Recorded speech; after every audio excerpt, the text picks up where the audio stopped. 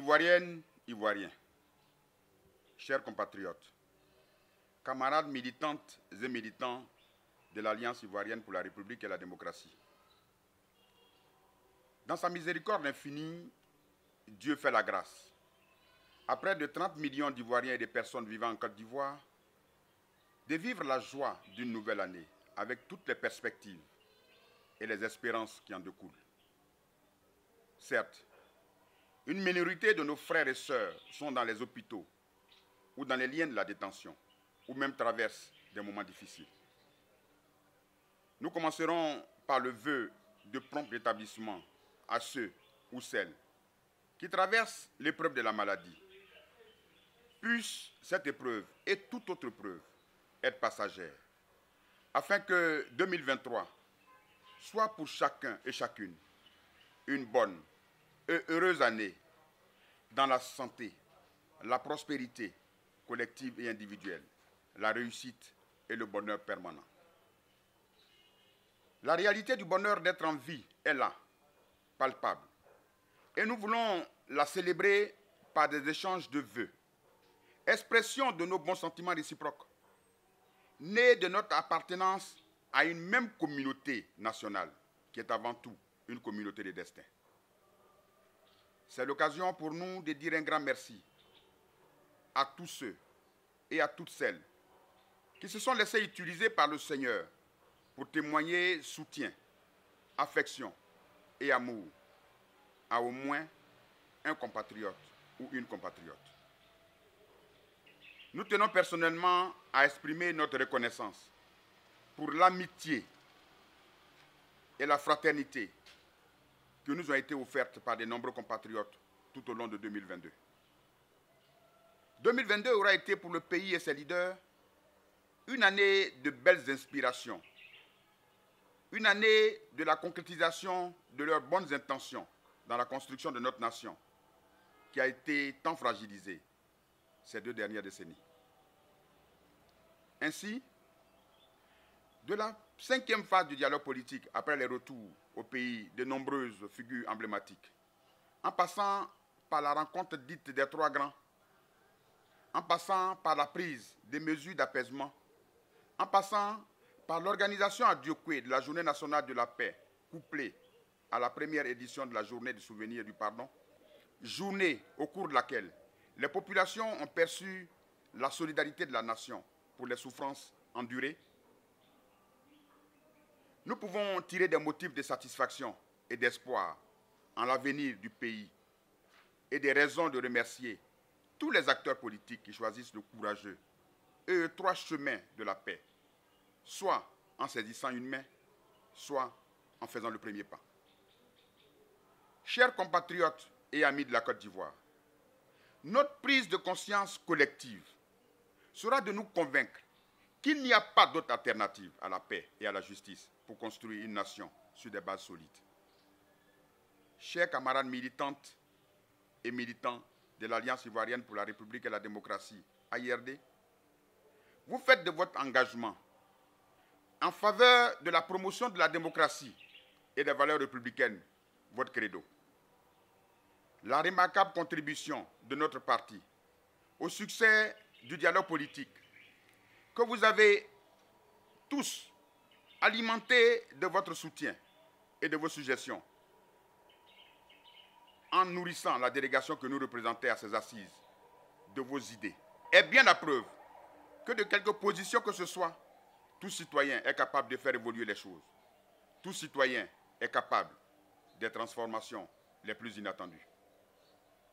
Construire une nation, c'est bâtir et partager une véritable union des causes, qui fonde l'ardent désir de transformer un adversaire en allié, en faisant de lui un partenaire de la démocratie et des valeurs républicaines. Démocratie et valeurs républicaines qui nous rassemblent. Nous devons et nous allons nous y atteler. Cela est d'autant plus crucial que 2023 est une année électorale, avec le défi d'élections inclusives, participatives et apaisées, loin des précédents clichés, notamment ceux de 2020. Au nom de la dignité humaine, nous devons prendre des résolutions nouvelles comme solution à la cohésion sociale. À tous ceux de nos compatriotes qui douteraient de ce qu'ils peuvent faire pour l'avènement du changement positif, nous les invitons à essayer d'héberger un moustique dans leur chambre. Ils verront si leur sommeil sera paisible.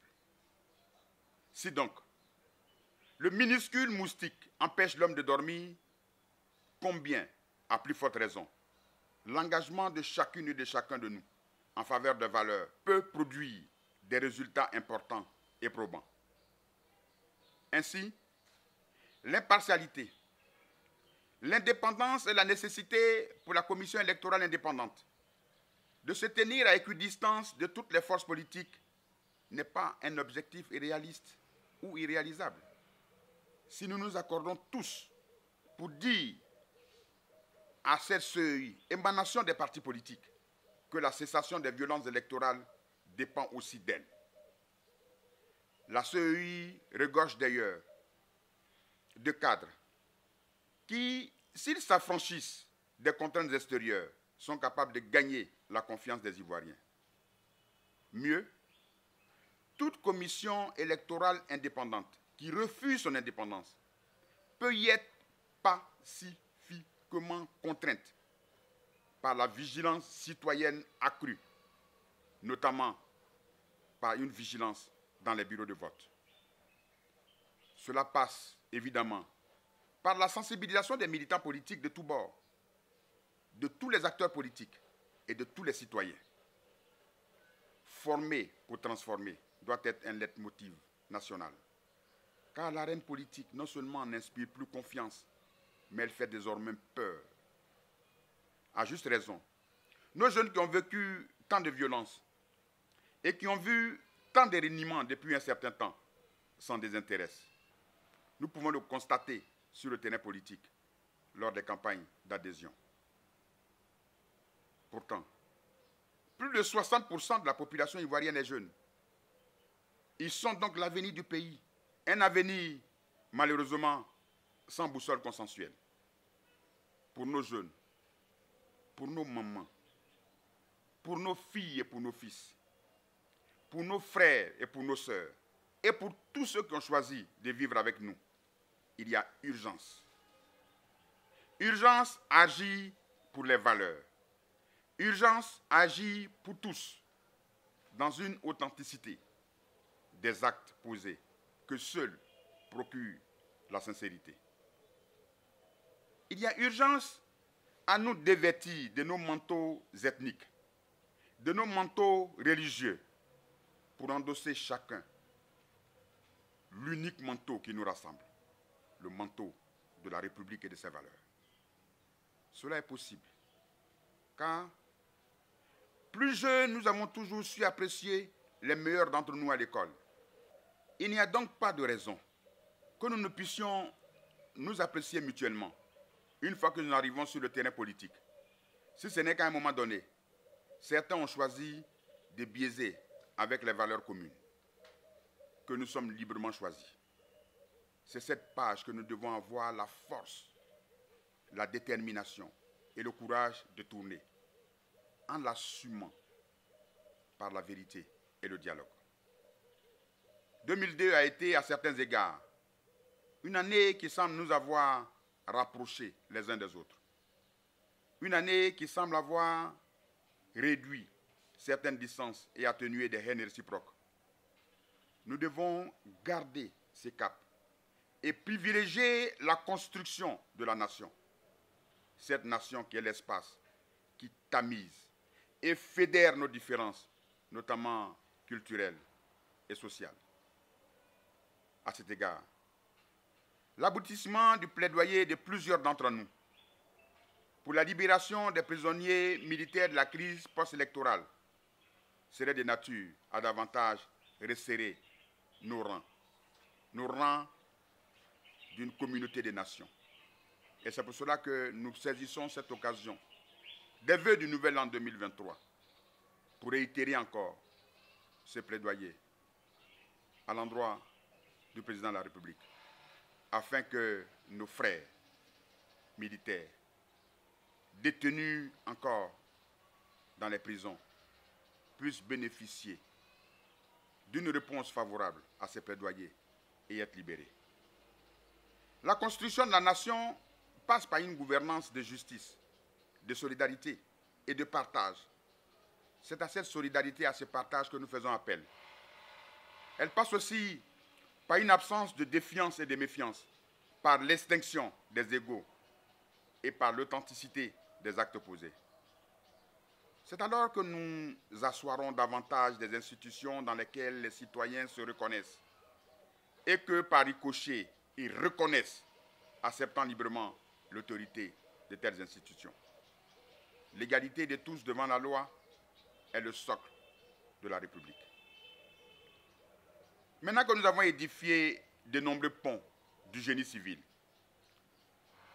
usons du génie du patriotisme et de notre sens des responsabilités pour construire de solides ponts entre les populations, de solides ponts entre les communautés, en vue de la réconciliation, qui n'est d'ailleurs que la fille de l'état des droits. Alors que nous programmons, réalisons et profitons de belles routes, traçons chacun et chacune les sillons de la paix par le pardon dans la justice. Dans cette optique, l'AIRD s'engage à jouer pleinement sa partition pour une Côte d'Ivoire rassemblée et vertueuse, où les générations se passent harmonieusement les relais. De nos jours, aucun État ne vit en autarcie. Nous vivons dans un monde de plus en plus multipolaire et les enjeux énergétiques sont au centre des batailles géostratégiques. Longtemps marginalisée, l'Afrique qui regorge de ressources énergétiques avec une population jeune en pleine croissance doit se positionner fortement. Nous en appelons à une solution négociée dans le conflit en Ukraine. L'Afrique peut et doit jouer un rôle de premier plan dans la cessation des hostilités. Un rôle de premier plan dans la mise en place d'un nouvel ordre politique, d'où découlera un nouvel ordre économique. Au lieu d'apparaître comme le continent qui n'est préoccupé que par l'accès aux céréales produites par les autres nations.